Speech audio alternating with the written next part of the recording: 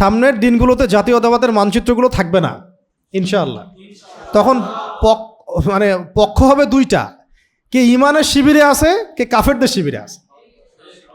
এটা মানুষ বুঝতে পারতেছে না যে সামনে এই মানচিত্রের প্যাটার্নগুলো এমন থাকবে না। তো কে ইমানের পক্ষে আছে, কে কাফেরদের পক্ষে আছে, এইটা হবে সামনের ব্যাটল। এবং ইমাম মাহাদির কথা যে আসে, ইমাম মাহাদি সেই বাহিনী যেটা বাইতুল মুকাদ্দাস বিজয় করবে, এগুলো কোনো জাতীয়তাবাদী বাহিনী না। এগুলো কোনো কি বাহিনী না, জাতীয়তাবাদের পতাকা নিয়ে তারা এগুলো করবে না। শুধু কালিমার পতাকা থাকবে, লা ইলাহা ইল্লাল্লাহু মুহাম্মাদুর রাসূলুল্লাহ। দেখে নিয়েন সামনে এইভাবেই আস্তে আস্তে সামনের দিনগুলো যাবে ইনশাআল্লাহ। এবং ঈসা আলাইহিস সালাম এসে কোনো রাষ্ট্রের প্রতিনিধিত্ব করবেন না, যে আমি সৌদি আরবের হয়ে আসছি, ইরানের হয়ে আসছি, কাতারের হয়ে আসছি, না। তিনি আসবেন ইসলামী খেলাফা নিয়ে আসছে আমি। সেই খেলাফার সেন্টার হবে জেরুজালেম। কোথায়? জেরুজালেম। সেখান থেকে তিনি পুরো ওয়ার্ল্ডটাকে শাসন করবেন। এটা হলো ফিউচার, ওয়ার্ল্ডের ফিউচার। আমরা আমাদের দৃষ্টিভঙ্গি অনেকটা অন্ধত্বের মধ্যে চলে আসছে। তো এইভাবে ব্যাখ্যা করবেন না। তো ইলমি যোগ্যতা বলতে আমি যেহেতু ইয়াং ভাই সবাই এক বাক্যে বলতে চাই যে কোরআন সুন্নাহর যে বেসিক জ্ঞান সেটা তো হাসিল করতে হবেই। এর সাথে সমসাময়িক বিশ্বকে ডিল করার জন্য যত জ্ঞান দরকার, যে সেকশনে পড়ি সেই সেকশন থেকেই অর্জন করতে হবে। এবং অর্জন করা খুব বেশি দরকার ছিল আগে, এখনও দরকার। যদি না হয় তাহলে আমরা রাষ্ট্রের এই বড় সমস্যাগুলো আমরা মোকাবেলা করতে পারবো না। আর আমাদেরও দোষ আছে। আমরাও তো নিজেরা কাজ না করেই শুধু আঙ্গুল তুলি একজনের দিকে। আমরা কতটুকু চেষ্টা করলাম। এটা সত্য যে এদেশে প্রতিভার মূল্যায়ন খুব কমই হয়। এবার এটাও সত্য আমরা এগুলো দোহাই দিয়ে আবার নিজেরাও পিছুপা হয়ে যাই। আমরা চেষ্টা করি, দেখা যাক কি হয়। এক সময় না এক সময়তে এমন কোনো শাসক, এমন কোনো সরকার বা এমন কোনো কর্তৃত্বশীল আসবেন আমাদের উপরে ইনশাআল্লাহ, যারা এগুলোকে মূল্যায়ন করবেন। যখন দেখেন এই যে ঈদের সময় এত অ্যাক্সিডেন্ট হলো, এতগুলো মানুষ মারা গেলেন, আল্লাহ পাক শহীদের মর্যাদা দান করেন। আর এই যে ভোগান্তি, জনভোগান্তি, জুলাইয়ের যে অভ্যুত্থানের পরে 5-7 দিন কিন্তু এমন কোনো সমস্যা হয় নাই। রাস্তাঘাটে কন্ট্রোলে কারা ছিল? ছাত্ররা। তাদের কোনো ট্রেনিং ছিল? ট্রাফিক ট্রেনিং ছিল, পুলিশের ট্রেনিং ছিল, রাস্তায় কোনো সমস্যা হয় নাই। তার মানে প্রতিভা, যোগ্যতা সব দেয়া হয়েছে আপনাদেরকে, আমাদেরকে। যদি আমরা সেটা মূল্যায়ন করতে পারি তাহলে আমরা ভালো করতে পারবো। সেই মূল্যায়ন আমাদের করতে দেওয়া হচ্ছে না। এমন একটা সময় আসতে পারে, এমন অভ্যুত্থান হতে পারে যখন তাওহীদপন্থীরাই ইনশাআল্লাহ আল্লাহ পাকের রহমতে ক্ষমতায় চলে যাবে। তখন সব প্রতিভাগুলোকে মূল্যায়ন করা হবে ইনশাআল্লাহ। এখন হয়তো হচ্ছে না, আপনি সেই স্কোপ পাচ্ছেন না। তো এখন সামনের দিনগুলোতে বিশ্ব যেভাবে এগিয়ে যাবে ইনশাআল্লাহ, আমাদের প্রস্তুতি সেরকম নাই। তো সেই প্রস্তুতির অংশ হিসেবে দিন প্রতিষ্ঠা যদি আমরা করতে চাই তাহলে অবশ্যই ইলমি যোগ্যতা হাসিল করতে হবে। এই ইলম মানে আমি শুধু এককেন্দ্রিক জ্ঞানকে বোঝালাম না, আমি কি বললাম, যত রকম উপকারী জ্ঞান আছে সব জ্ঞানই আমাদের হাসিল করার চেষ্টা করতে হবে। ঠিক আছে ভাই? 2 নম্বর, অনেক দেরি হয়ে গেল। 2 নম্বর হচ্ছে সাহস। 2 নম্বর কি? আমরা চাই না দিন আল্লাহর জমিনে কায়েম হোক। প্রত্যেক যুবককেই, তরুণকেই, মুসলিমকেই সাহসী হতে হবে। সাহসী না হওয়া পর্যন্ত দিন কায়েম হবে না। এখন এমন একটা অবস্থা হয়ে গেছে অনেক ক্ষেত্রে যে জ্ঞান আমার কাছে আছে ঠিকই, ইলম আমার কাছে আছে ঠিকই, কিন্তু সাহসিকতার সাথে আমি কথাটা বলতেই পারি না। কথা বলা হচ্ছে প্রাইমারি লেভেলের কাজ। এই যে সাহসিকতার সাথে 2-4টা কথা বলে দেওয়া, এটা খুব ইনিশিয়াল কাজ। আসলে দাওয়ার ক্ষেত্রে ইনিশিয়াল একটা কাজ এটা। পরে এটাকে আবার বাস্তবায়ন করার জন্যে মাঠে নামা, সংঘবদ্ধ হওয়া, প্রচেষ্টা চালানো, প্রয়োজনে জান দেওয়া, মাল দেওয়া, ওইটা হচ্ছে বড় লেভেলের জিহাদ। প্রথম লেভেলটাতে কি? সত্য মিথ্যাকে স্পষ্ট করতে হবে, দাওয়াটা দিতে হবে, সত্য কথাটা সাহস করে বলে ফেলতে হবে। এটা সত্য, এটা মিথ্যা, এটা হক, এটা বাতিল, এটা জায়েজ, এটা নাজায়েজ, এটা হালাল, এটা হারাম, এটা ন্যায়, এটা জুলুম, এটা স্পষ্ট করতে হবে। ওই স্পষ্টটাই তো আমরা করতে পারছি না। স্পষ্ট ফেসবুকে করলে হবে না তো, খালি ওখানে তো শুয়ে শুয়ে যে ইঁদুর, সেও শুয়ে শুয়ে মনে করে আমি সিংহ। ঠিক আছে? তো এটা তো জগৎ না, এটা তো ইলিউশন। এটা একটা ইলিউশন। ওখানে একটা ছবি দেখে মনে করেন যে একদম ঐক্য হয়ে গেছে সবার মধ্যে। মনে করেন 10 জন বসে আছে, এমনি হোটেলে দেখা হয়েছে, চা খাইতে বসছে, কেউ একটা পিকচার উঠাইছে, উঠে অনলাইনে দিয়ে দিছে, জনগণ এদিকে আনন্দে মাতোয়ারা, আলেমদের ঐক্য হয়ে গেছে রে ভাই, দেশটা এবার নিশ্চয়ই বিপদ থেকে বাঁচবে আর কি। একটা পুরা ধোকার একটা জগতে রাখা হয়েছে। দেখা হয়েছেই প্রথমবার, চা খাচ্ছে প্রথমবার, কেউ কারো বাসার ঠিকানাও জানে না, তো ঐক্য হবে কিভাবে? এইগুলো জগৎ নিয়ে পড়ে থাকবেন না, সাহসী হয়ে মাঠে ময়দানে কাজ করেন, মসজিদে, মিম্বরে, আপনার মক্তবে, মাদ্রাসায়, এগুলো বড় বড় খেদমত। অনলাইনে কি করতে পারি আমরা? সর্বোচ্চ ভালো কিছু বিষয় ছড়ানোর চেষ্টা করতে পারি, তাও এটাতে খুব একটা বড় লেভেলে কাজ আসলে হবে না। হ্যাঁ, তালিম হতো, তাদরিস হতো, একটা তানজিম ছিল তখন। এরপরে আস্তে আস্তে এটা সমাজে ছড়িয়ে যেত, প্রয়োজনে তারা মানে বিপদ ফেস করতেন, প্রয়োজনে হিজরত করতেন, প্রয়োজনে আঘাতের বদলে পাল্টা আঘাত হতো। এইভাবে দিনটা কায়েম হয়েছে আর কি। প্রযুক্তি কাজে লাগাবো, তবে আমরা প্রযুক্তির ধোকায় পড়বো না এবং অপব্যবহারে পড়বো না। আল্লাহ পাক আমাদেরকে বোঝার তৌফিক দান করুন। আর এটা এটা এটা মানে কাফেরদের জন্য একটা বড় অস্ত্র এটা, এই প্ল্যাটফর্মগুলা।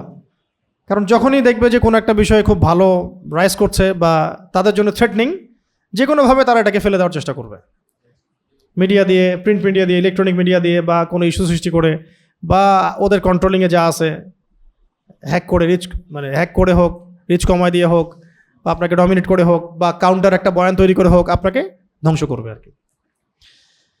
আর এটার সাইড ইফেক্ট এটাও যে ওইখানে আপনি আপনার অবস্থানকে সবচেয়ে বেশি মূল্যায়ন করেন তখন, যে ওখানে মানুষ আমাকে ভালো বলছে না খারাপ বলছে, ওখানে আমাকে মানুষ কতটা লাইক দিল, কতটা শেয়ার দিল, ওখানে মানুষ আমাকে কী বলছে, ওইটা আপনার কাছে মাথায় ঘুরতে থাকে। তখন আপনি চিন্তা করেন যে ওখানে আমাকে ভালো হতে হবে, নিজেকে ওখানে পবিত্র সাবিত করতে হবে। এই জন্যে বাংলাদেশে সব আল্লাহর ওলি যারা, তারা সব ফেসবুকেই থাকে, কোনো গোনা নাই তাদের, খুব মানে মাসুম, নিষ্পাপ, আর নিজেকে এমনভাবে উপস্থাপন করে যে আমার কোনো গোনাই নাই ভাই। আবার কথা বলার সময় অনেক সময় এমন টেকনিক্যাল কথা হয় যাতে ডান পক্ষ আমাকে চড় না মারে, বাম পক্ষ চড় না মারে, left hand side is equal to right hand side proof থাকে আর কি, মাঝখানে থাকে আর কি। সড়কে এতগুলো প্রাণ ঝরে গেল, এ দায় আর কে নিবে? এই স্ট্যাটাসটা দিলে কোনো সমস্যা নেই তো, ডানেও কেউ কিছু বলবে না, বামেও কেউ কিছু বলবে না। কবে এই জাতির উন্নতি হবে? আরে এতগুলো প্রাণ চলে গেল। বলেন আপনি যে এটা একটা অন্যায়, যিনি দায়িত্বে আছেন তাকে জবাবদিহি করতে হবে। সহজ কথা বলেন, সরাসরি কথা বলেন। ওয়াকুলু কওলান সাদীদা, আল্লাহ পাক কি বলেছেন? সরাসরি স্পষ্ট করে কথা বলো। আল্লাহ পাক বলেছেন সূরা আহজাবের মধ্যে, ইয়া আইয়ুহাল্লাযীনা আমানু ইত্তাকুল্লাহ, আল্লাহকে ভয় করো। ওয়াকুলু কওলান সাদীদা, সরাসরি সহজ করে স্পষ্ট কথা বলো, তাহলে ইউসলিহ লাকুম আমালাকুম, তোমাদের সব আমলের ইসলাহ আমি করে দেব। ওয়া ইয়াগফির লাকুম যুনুবাকুম, তোমাদের সব গুনাহ মাফ করে দেব। ওয়া মান ইউতিইল্লাহ ওয়া রাসূলাহু ফাকাদ ফাযা ফাওজান আযীমা। তাই তো আমরা সবাই পড়ি এগুলো। সাহসিকতা দরকার। এই সাহসিকতা বলতে আমি এখন এটা বোঝাচ্ছি না যে আপনি একদম ওই যে রাস্তায় নেমে ওই যানজট হচ্ছে, 10 জন নামলে লাঠি রটা নিয়ে একদম সব ক্লিয়ার করে দেব না রে, সব ক্লিয়ার করে ফেলি রাস্তাঘাট। সাহসিকতার সাথে বিষয়টা এরকম বুঝাই নাই, কোনো আবেগ, ইলিউশন, হাইপ না।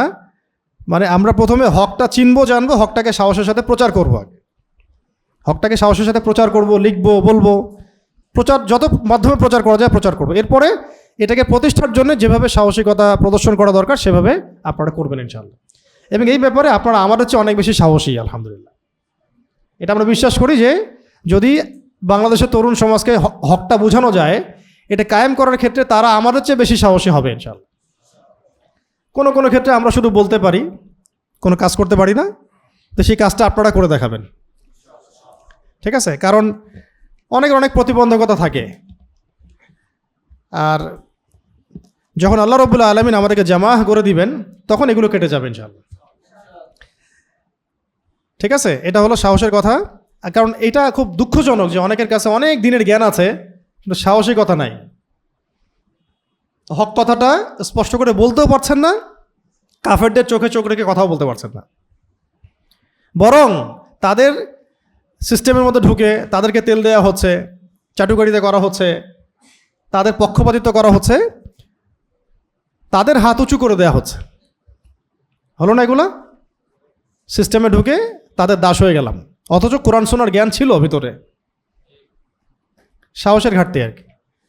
আল্লাহ পাক আমাদেরকে বোঝার তৌফিক দান করেন। আচ্ছা, এই সাহসিকতার সবকের জন্য আমরা সিরাতটা পড়ব। সাহাবায়ে কেরামের যে সাহস দিন পালন করার ক্ষেত্রে, মানার ক্ষেত্রে এবং দিন প্রচারের ক্ষেত্রে, প্রতিষ্ঠার ক্ষেত্রে, এইগুলো একটু মিসালগুলো আমরা খালি দেখব, তাহলে আপনি বুঝতে পারবেন সাহসিকতা বলতে আমরা কি বোঝাচ্ছি। একটা মিসাল খালি দেই, মনে পড়ে গেল। ওমর রাদিয়াল্লাহু আনহুর কথা তো সবাই জানেন। তিনি তো অস্ত্র নিয়ে যাচ্ছিলেন, মুহাম্মদ সাল্লাল্লাহু আলাইহি ওয়াসাল্লামকে হত্যা করতে যাচ্ছেন।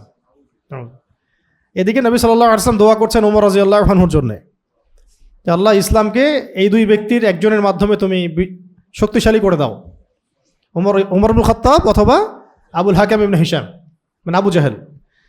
তো আল্লাহ পাক তাকে হেদায়েত দিলেন, তিনি ইসলাম কবুল করলেন। সাহসটা দেখেন, ইসলাম কবুল করার পরে তিনি প্রথমে গিয়েছেন আবু জাহেলের বাসায়। আবু জাহেলের বাসায় গিয়ে দরজা নক করে বলেছেন যে আমা আলিমতা আন্নী কদ আসলামত, তুমি কি জানো বা জানছো, শুনছো কি যে আমি ইসলাম কবুল করছি? সরাসরি বাসায় গিয়ে তুমি কি জানছো যে আমি ইসলাম কবুল করছি? এরপরে ওই যে ওয়ালিদ বিন মুগিরা, তার বাসায় গিয়ে তুমি কি জানছো যে আমি ইসলাম কবুল করছি? একজন করে বাসায় গিয়ে তিনি বলতেছেন যে তোমরা কি জানছো যে আমি ইসলাম কবুল করছি? একটু কয়দিন আগে তিনি চাচ্ছিলেন পুরো মুসলিমদেরকে, মানে এই আন্দোলনটাই বন্ধ হয়ে যাক, মানে ইসলামিক আন্দোলনটা, ইসলামের দাওয়াতটা, কালিমার দাওয়াতটা বন্ধ হয়ে যাক, সমাজ বিভক্ত হয়ে যাচ্ছে তার মতে। তিনি চাচ্ছিলেন মুহাম্মদ সাল্লাল্লাহু আলাইহি ওয়াসাল্লামকেই কী করে দেবেন, শেষ করে ফেলবেন। এখন ইসলাম কবুল করার পরে তিনি গিয়ে দরজা নক করে বলছেন যে তোমরা কি জানো যে আমি ইসলাম কবুল করেছি? এরপরে কাবা ঘরের সামনে গেলেন। কাবা ঘরের সামনে গিয়ে পুরো কুরাইশদেরকে জড়ো করে বললেন যে শোনো, তোমরা জেনে রাখো যে আমি ইসলাম কবুল করেছি, শাহিদতু আল্লা ইলাহা ইল্লাল্লাহ ওয়া আন্না মুহাম্মাদান আবদুহু ওয়া রাসূলুহু। এবার কুরাইশরা তাকে মারার জন্যে 8-10 জন ঝাঁপিয়ে পড়ল। তিনি একাই সবার সাথে লড়াই করতে লাগলেন, একটু ফাইট হলো ওখানে আর কি। তখন বনু আদি গোত্রের একজন মানুষ এসে বলল, এটা সেফ করলো, আর দুজনকে আলাদা করে দিল। হয় না, থাক, দরকার নেই, আমাদের নিজেদের মধ্যে মারামারি কেন করছেন? তিনি এসে বললেন যে একজন মানুষের তো ধর্ম চেঞ্জ করার, গ্রহণ করার স্বাধীনতা আছে, তোমরা মারতেছো কেন? তো সবাই ঠান্ডা হয়ে গেল আর কি। তখন সবাই চলে যাওয়ার পরে তিনি উমর রাদিয়াল্লাহু আনহুকে বলছেন যে আফালা কুনতা কাতামত, তুমি কি চুপ করে থাকতে পারতা না? ইসলাম কবুল করেছো, ভালো কথা, হকটা জেনেছো, ভালো কথা, তো চুপ করে থাকতে তো পারতা। এইভাবে কাবা ঘরের সামনে এসে সবার সামনে জাহির করা, এলান করা, এই যে ঝামেলা হয়ে গেল, সবাই জেনে ফেললো, মারামারি হলো। এখন তখন উমর রাদিয়াল্লাহু আনহু বলেছিলেন যে আল্লাহর কসম করে বলছি যে লাউফাররিকান্নাল হাক্কা মিনাল বাতিল কামা ফাররাকাল্লাহু বাইনাল লাইলি ওয়ান নাহার। তিনি বলছেন যে আমি অবশ্যই মিথ্যা থেকে সত্যকে আলাদা করে দিব, যেভাবে আল্লাহ রাব্বুল আলামিন রাত থেকে দিনকে আলাদা করে দেন। এরপরে তার নাম হয়েছে আল ফারুক, মানে পার্থক্যকারী। তো এইটা সাহসের নমুনা। এরকম প্রত্যেক যুবককে সাহসী হতে হবে, যারা দিন কায়েম করতে চান, যারা প্রতিষ্ঠা হোক, এটা স্বপ্ন দেখি। এটা হলো 2 নম্বর। 1 নম্বর বলেছিলাম যোগ্যতা, ইলমি যোগ্যতা। 2 নম্বর হচ্ছে সাহস। 3 নম্বর হচ্ছে দাওয়া। যোগ্যতা এবং সাহস হাসিল করার পরে আমাদেরকে সবাইকে দাওয়া দিতে হবে, সবাইকেই দিতে হবে। আমাদের জ্ঞান অনুযায়ী সবাই আমরা কি করব? দাওয়াতের কাজ করব, সৎ কাজে আদেশ করব, অসৎ কাজে নিষেধ করব। এটা নিয়ে ইনশাল্লাহ পরে আরও লম্বা কথা হবে। মূল কথাটা বললাম, দাওয়া দিতে হবে, সৎ কাজে আদেশ করব, অসৎ কাজে নিষেধ করব। যে বিষয় আমার জানা নাই সেটা নিয়ে কথা বলবো না, যে বিষয় আমি জানি অবশ্যই দাওয়াত দিব, এবং দাওয়াত দেওয়াটাকে নিজের উপর ফরজ মনে করব। ইল্লাল্লাযীনা আমানু ওয়া আমিলুস সালিহাত ওয়া তাওয়াসাউ বিল হাক্কি ওয়া তাওয়াসাউ বিস সাবর কুনতুম খায়রা উম্মাহ উখরিজাত লিন-নাস তা'মুরুনা বিল মা'রুফ ওয়া তানহাউনা আনিল মুনকার। এটা আমাদের কাজ। ওয়া তু'মিনুনা বিল্লাহ। এরকম আর বহু আয়াত আছে। ওই যে একটু আগে এশার নামাজে তেলাওয়াত হলো কি, ওয়া মান আহসানু কাওলাম মিম্মান দাআ ইলাল্লাহ ওয়া আমিলা সালিহান ওয়া ক্বালা ইন্নানি মিনাল মুসলিমিন। এগুলো আমাদের কাজ, দাওয়াতের কাজ সবাইকে করতে হবে। 4 নম্বর হচ্ছে আমাদেরকে জামাআবদ্ধ হতে হবে। কি হতে হবে? জামাআবদ্ধ হতে হবে। জামা মানে আবার কোনো একটা ছোট্ট দল তৈরি করা ফেরকা না। জামা মানে একটা প্ল্যাটফর্ম গঠন করা, ঐক্যবদ্ধ হওয়া, এবং যারা আহলে সুন্নাত ওয়াল জামায়াতের অনুসারী, আকীদার সাথে মিল আছে, আমল ঠিক আছে, সব ঠিক আছে, সবাইকে নিজের ভাই মনে করা এবং আল্লাহর জমিনে আল্লাহর দিন কায়েম হবে এই উদ্দেশ্যে একসাথে কাজ করা, এবং যারা কাজ করছে তাদের ভালো কাজগুলোকে স্বীকৃতি দেওয়া, যদি ভুল কিছু হয় সেটার ইসলাহের চেষ্টা করা, তাদের সাথে কোনো রকমের দ্বন্দ্বে না যাওয়া আর কি। জামাবদ্ধ হওয়া মানে আমাদের একসাথে থাকা, ঐক্যবদ্ধ হওয়া, এবং সেটা একটা, আপনারা তো চিন্তা করেন বড় করে একটা দল হবে বাংলাদেশে, এরকম না। এটা এক পর্যায়ে হতে পারে, যদি এখন সেটা নাও থাকে তাও তবুও প্রত্যেকটা জায়গায়, প্রত্যেকটা জেলায়, থানায়, গ্রামে, ইউনিয়নে, প্রত্যেকটা জায়গায় ছোট ছোট করে কাফেলা থাকতে পারে, দাওয়াতি কাফেলা, যেটাকে ছোট পরিসর আমরা জামা বলছি, ছোট পরিসরে। যেমন তাবলিগ জামাত একটা ছোট পরিসরে একটা তো জামা। রাজনৈতিকভাবে কিছু ভাই চেষ্টা করেন, তাদেরও একটা জামা আছে। তো এগুলো ছোট ছোট জামা, কিন্তু বড় পরিসরে জামা তো আপনি একদিনে পাবেন না, হুট করে হবে না। এই জন্যে আগে আস্তে আস্তে ছোট ছোট পরিসরে প্রত্যেকটা জায়গায়, বিভিন্ন জায়গা থেকে ভাইরা আসছেন, যে প্রত্যেকের এলাকায় এলাকায়, গ্রামে গ্রামে একটা করে ছোট ছোট করে কাফেলাবদ্ধ হওয়া উচিত, সংগঠনের স্রোতে আর কি, সংগঠিত হওয়া, এবং সেটা ওলামায়ে কেরামদের সাথে মাশওয়ারা করা, পরামর্শ করা, এবং দিনের বেসিক বিষয়গুলো নিজেরা জানা, যোগ্য মানুষদেরকে নেওয়া, মাশওয়ারা করে কাজ করা। হ্যাঁ, তারপরে যারা কাজ করেছেন দীর্ঘদিন তাদের সাথে অভিজ্ঞতা শেয়ার করা, এবং যে কাজগুলো করতে এখন কোনো বাধা নাই, সহজে করা যায় দিনের কাজ, সেই কাজগুলো আঞ্জাম দেওয়া। তাহলে কাজের গতি বাড়বে না? কাজের গতি বাড়বে, একসাথে থাকা হবে। পরে আস্তে আস্তে দেখা যাবে একটা সময় আসবে ইনশাল্লাহ যে আল্লাহ রাব্বুল আলামিন দিলগুলোকে জুড়ে দিবেন, আসহাবুল কাহাফের মতো। আসহাবুল কাহাফের কেউ কাউকে অত ভালো করে চিনতেও না, অনেকে গাছের নিচে গিয়ে তারা বসেছিল আর কি, আদর্শ মিল ছিল, তারা ওখানে গিয়ে বসেছিলেন। তাদের আদর্শ কোন জায়গায় মিল ছিল? তারা আল্লাহর সাথে কাউকে শরিক করবেন না, মূর্তি পূজা করবেন না, দাকিয়ানুস বাদশার আনুগত্য করবে না তারা। সেখানে বাস আল্লাহ পাক ওয়া রাবাতনা আলা কুলুবিহিম, আল্লাহ পাক বলেছেন, আল্লাহ পাক তাদের কলবের মধ্যে এই বন্ধন দিয়ে দিলেন। এইভাবেই ইনশাআল্লাহ একদিন না একদিন বাংলার জমিনে যুবকরা, তরুণরা বড় পরিসরে ঐক্যবদ্ধ হবে ইনশাআল্লাহ। জুলাইয়ে যখন মাঠে নামছেন সবাই, তখন কি সবাই প্ল্যান করে নামছিলেন? বিষয়টা অনেকটা কিছুটা হয়তো এরকম হতেও পারে। ইসলামের জন্য যারা নামবে তারা ইসলামের জন্যই নামবে, তবে ইসলামের বিপ্লবগুলো আবেগে হয় না, একটা কনস্ট্রাকটিভ প্ল্যান নিয়ে আগাতে হয় আর কি, সুদূর প্রসারী একটা প্ল্যান নিয়ে আগাতে হয়। তো জামাবদ্ধ হওয়াটা জরুরি বিষয়। আমরা নিজেরা আগে যোগ্য হই, সাহসিকতার সাথে দাওয়াতের কাজ করি, সৎ কাজে আদেশ করি, অসৎ কাজে নিষেধ করি, এবং যে যার মতো করে ছোট ছোট পরিসরে আমরা জামাবদ্ধ হওয়ার চেষ্টা করি। আর ওলামায়ে কেরামদের সাথে মাশওয়ারা করে চলবো, একসাথে থাকবো। তার একসাথে থাকলে সুবিধা হচ্ছে একে অপরের সাথে আমলের প্রতিযোগিতা হবে। কোনো এক ভাই একটা কাজ করছে, সেটা দেখে আমার ভালো লাগবে, আমি সেটা করতে চাবো, কাজের স্পৃহা বাড়ে। এবং অবশ্যই একজনকে নেতা রাখতে হবে আর কি আপনার মধ্যে। সবাই নেতা হলে মুশকিল আছে, সবাই নেতা হলে আবার ওই জামা টিকে না, এটা আবার এদেশের সমস্যা আর কি। সবাই নেতা, কেউ কাউকে মানতে চায় না, মানে আলেম, এক আলেম আর এক আলেমকে মানতে পারতেছে না, সেখানে আপনাকে মানবে কীভাবে? একজন আলেম ধরেন আরেকজন আলেমকে মানতে পারতেছে না, তা আপনাকে মানবে কীভাবে? এই জন্য এমন কিছু কাজ করা যেগুলো সবার জন্য উপকারী হয়, সামাজিক, সোশ্যাল কাজ, যুবকদেরকে নিয়ে, শিক্ষা নিয়ে, অর্থনীতি নিয়ে, ঠিক আছে, নারী ও শিশু, ইয়েতিম প্রকল্প, মানে এমন অনেক কাজ আছে যেগুলো সব জায়গায় গ্রহণযোগ্যতা পাবে।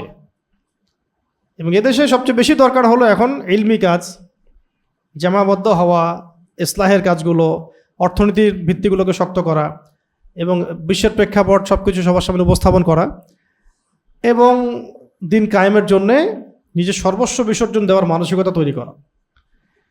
তো এক কথায় আমাদের সবাইকে জামাবদ্ধ হওয়ার ফিকির করতে হবে, চেষ্টা করতে হবে।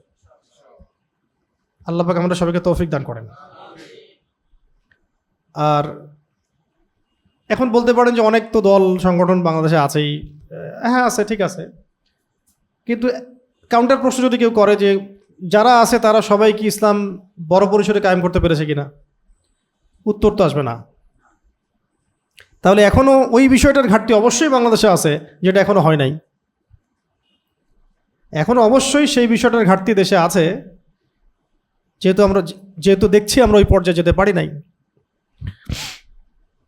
তো এখন যারা এক্সিস্টিং, তাদের ভালোগুলো তো আমরা অবশ্যই ভালো বলে স্বীকৃতি দিব, তাদের সাথে আমরা মিউচুয়াল আন্ডারস্ট্যান্ডিং রাখবো, মাশওয়ারা হবে।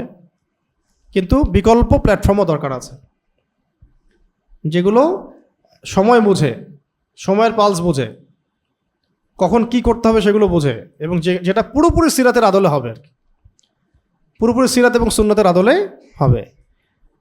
এবং তারা প্রত্যেকে যোগ্য হবে, প্রত্যেকে, ইচ অ্যান্ড এভরিবডি যোগ্য হবে। এখানে মাথা গোনা হবে না, মাথার ভিতরের মগজকে মূল্যায়ন করা হবে। এরকম প্ল্যাটফর্মে কথা বলছি আর কি আমি, এরকম জামার কথা বলছি, যে মাথা সংখ্যা গোনা হবে না, খালি সংখ্যা এখানে বড় বিষয় না। বড় বিষয় হচ্ছে সে ব্যক্তির কলব এবং মস্তিষ্ক, তার হৃদয়ের অবস্থা কি এবং তার মাথার অবস্থা কি, আর কি তার ভিতরে কি আছে। এরকম ডিনামাইট জামা কিন্তু বাংলাদেশে আসলে খুব একটা নাই। হ্যাঁ, ইচ অ্যান্ড এভরিবডির মধ্যে ওই জজবা, কলব পরিচ্ছন্ন, প্রতিভাবান, এরকম জামা তৈরি করা খুব সহজ কাজও না, কঠিন। আমরা তো চাই যে একটা দল খুলি, লাখ লাখ মানুষ ফর্ম ফিল আপ করুক, ব্যাস এটা দিন কায়েম হয়ে যাবে আর কি। আদতে হয়েছে কি এভাবে? হয় নাই। ইসলামের ইতিহাসেও ওই দেখবেন অল্প অল্প কিছু মানুষকে নিয়েই বড় বড় যুদ্ধ হয়েছে আর কি, এবং বড় বড় বিজয়গুলো এসেছে। জামাবদ্ধ হওয়াটা একটা কাজ, এটা আমি বলে দিলাম কোন ক্ষেত্রে জরুরি, এটা যারা দিন প্রতিষ্ঠা করতে চান, কারণ এটা আপনি একা একা করতে পারবেন না, ঐক্যবদ্ধ হতেই হবে। কাদেরকে নিয়ে হব? যারা ঐক্যবদ্ধ হতে চায়, সেই মেজাজ রাখে, সেই যোগ্য এবং সেই স্বপ্ন দেখে। অন্যরা কে কি করলো, কার ভালো হলো কার খারাপ হলো সেটা নিয়ে আলোচনাও করার দরকার নাই। স্বপ্নবাজ মানুষরা স্বপ্ন সামনে রেখে তাদের মতো করে আগাক।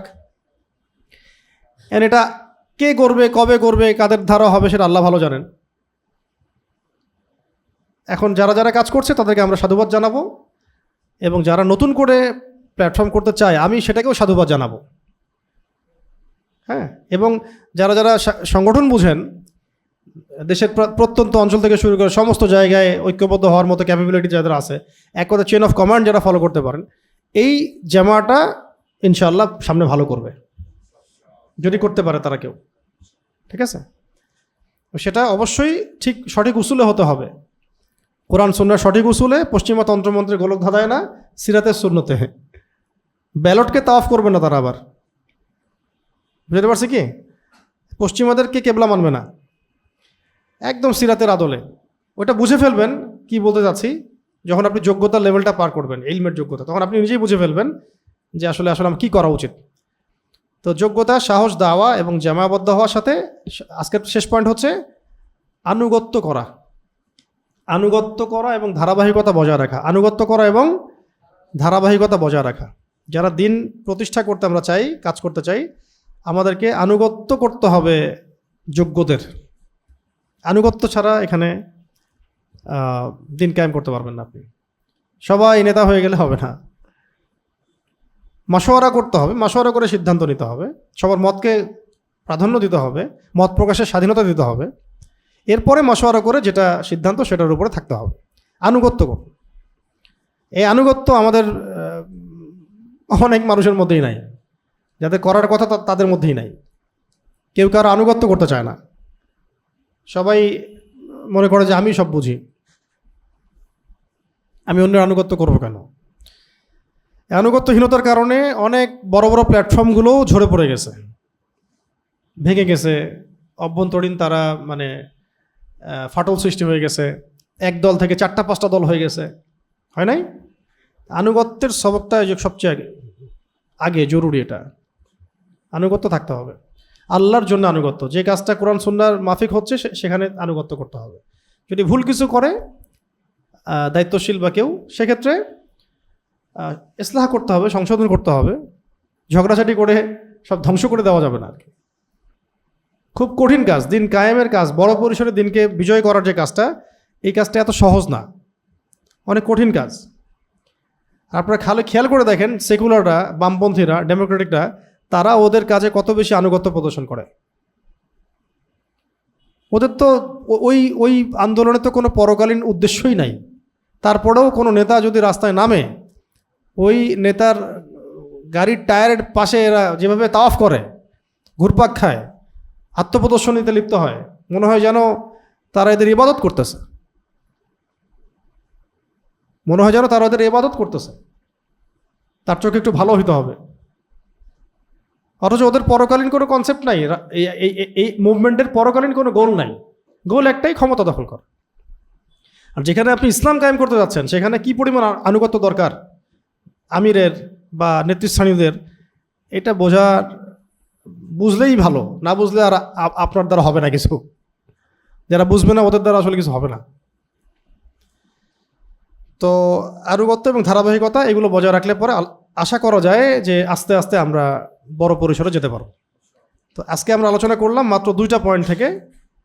একটা পয়েন্ট ছিল যে আমরা সবাই চাই নিজে জান্নাতি হতে, জাহান্নাম থেকে বাঁচতে।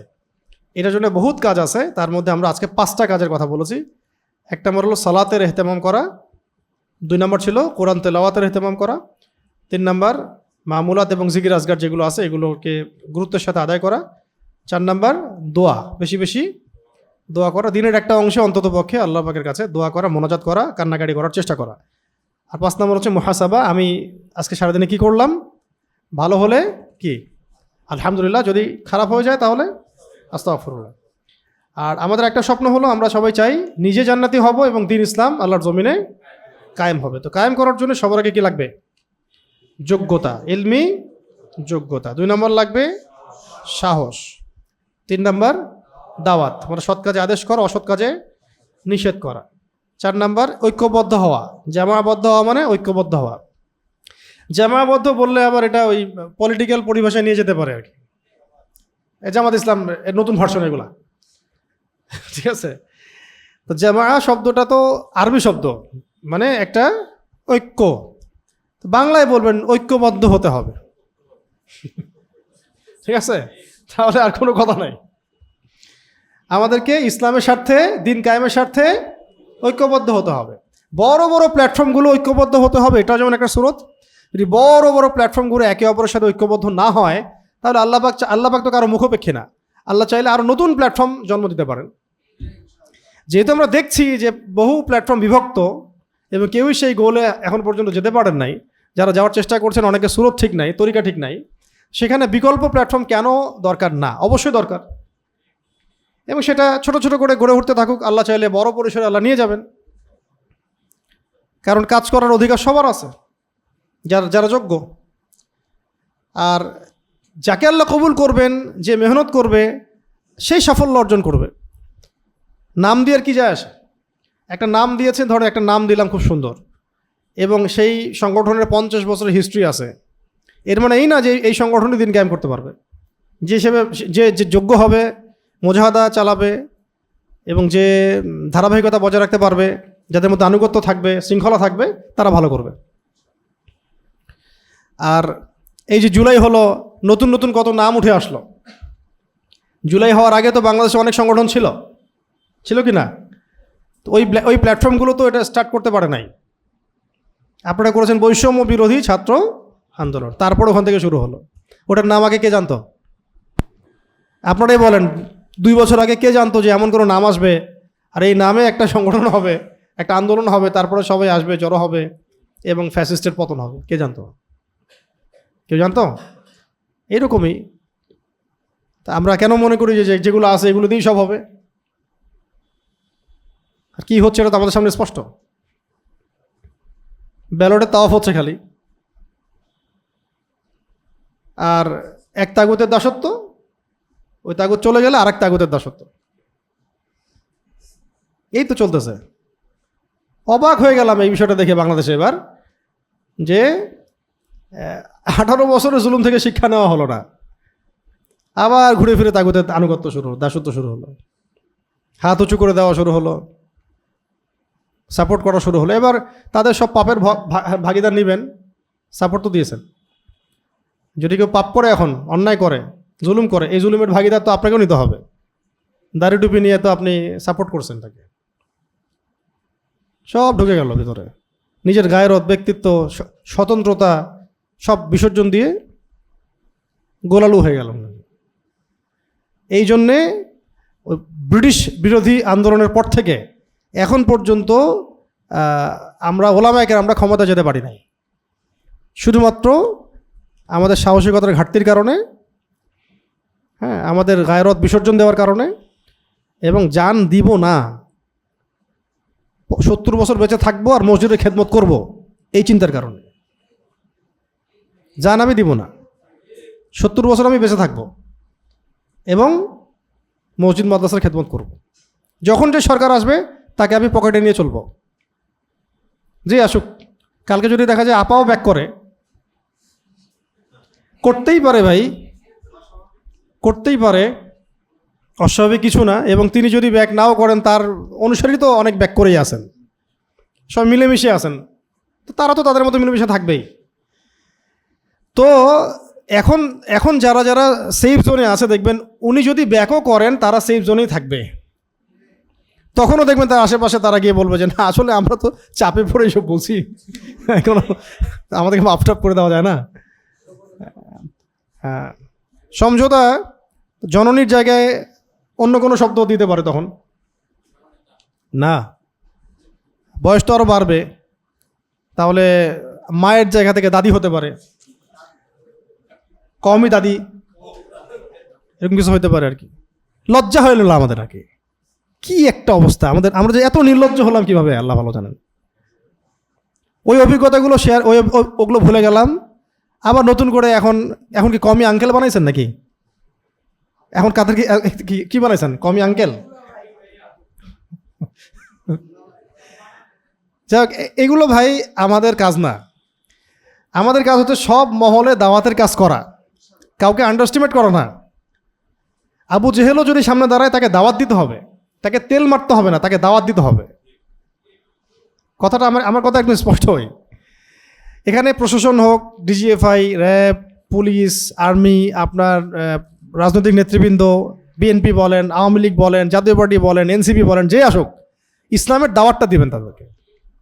শরিয়ার দাওয়াত, খেলাফার দাওয়াত, ইমারার দাওয়াত, সিরাতের দাওয়াত, তাওহীদের দাওয়াত, এগুলো আল্লাহ পাক চাইলে তাদের হাতে হবে। তারা যদি কবুল করে, তাদের হাতেই হয়ে যাবে। তখন তো ওখানে আপনার কোনো কনফ্লিক্টের দরকারই নাই। দাওয়াতের মধ্যতেই দিন কায়েম হয়ে গেছে আলহামদুলিল্লাহ, এবং কাজ তো হচ্ছে। তারা সরাসরি অনেকে শরীয়তের কথা, শরিয়া কায়েম করবে এগুলো বলতে পারছেন না, কিন্তু অনেকে তো ইনসাফ কায়েম করার কথা বলছেন, নিজের এলাকায় এত চেষ্টা করছেন না। এই যে একটা জেনারেশন চেঞ্জ হলো তো কিছু, এরকম করে আরও 10 বছর চেষ্টা করেন, আবার চেঞ্জ হবে ইনশাল্লাহ। একদিনে তো হবে না এই ফলাফল। তাই সবাইকে দাওয়াত দিতে হবে, কাউকে আমরা তেল দিব না। সম্মানীকে সম্মান দিব। সম্মানীকে কি দেব? সম্মানীকে সম্মান দিতে হয়। আবু সুফিয়ান রাদিয়াল্লাহু আনহু ইসলাম কবুল করেছেন, নবী সাল্লাল্লাহু আলাইহি ওয়াসাল্লাম কি তাকে তাড়িয়ে দিয়েছেন? বলেছেন যে আবু সুফিয়ানের ঘরে কেউ আশ্রয় নিলে সে নিরাপদ, তাকে সম্মান দেওয়া হয়েছে। পরবর্তীতে তার বড় ভূমিকা ছিল ইসলাম বিজয়ের, ইয়ারমুকের যুদ্ধে। সম্মানী ব্যক্তিকে সম্মান দিতে হবে। চাটুকারিতা, হ্যাঁ, দাসত্ব, তেল মারা, তেলবাজি, এইসব না। এগুলো করে করে আমরা আমাদের অবস্থান হারিয়ে ফেলেছি। এবং আপনাকে তারা জাস্ট ওই মাথা গুনে, আর কিছু না। তারা জানে যে কতটুকু কী করতে পারবেন আপনারা। কিছুদিন হাউকাউ হবে, তারপর শেষ। তা আল্লাহ পাক আমাদের সবাইকে আল্লাহর সাথে ইনসাফ করার তৌফিক দান করেন, দ্বীনের সাথে ইনসাফ করার তৌফিক দান করেন, রাসূল সাল্লাল্লাহু আলাইহি ওয়াসাল্লামের সিরাত এবং সুন্নতের সাথে ইনসাফ করার তৌফিক দান করেন। ওয়া আখিরু দাওয়ানা আনিল হামদুলিল্লাহি রাব্বিল আলামিন। সবাই দোয়া পড়েন, সুবহানাকাল্লাহুম্মা ওয়া বিহামদিকা আশহাদু আল্লা ইলাহা ইল্লা আনতা আস্তাগফিরুকা ওয়া আতুবু ইলাইক।